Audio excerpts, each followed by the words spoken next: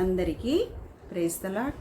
ఈరోజు దేవుని యందు దర్శనములు అనే అంశంపై తెలుగు బైబిల్ క్విజ్.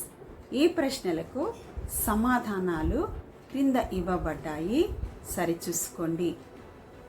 మొదటి ప్రశ్న, ఒక దర్శనములో యాకోబునకు ఎక్కడికి వెళ్ళవలసినదిగా తెలియజేయబడెను?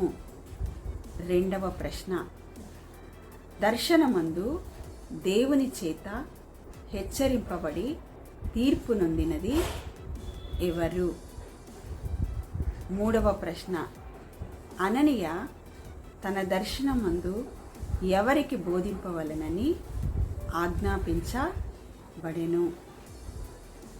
నాలుగవ ప్రశ్న, యెషయా దేవుని పరిశుద్ధతను ఎలా చూచెను? ఐదవ ప్రశ్న, దర్శనమందు పౌలు మూడవ ఆకాశమునకు కొనిపోబడి ఏమి చూచెను?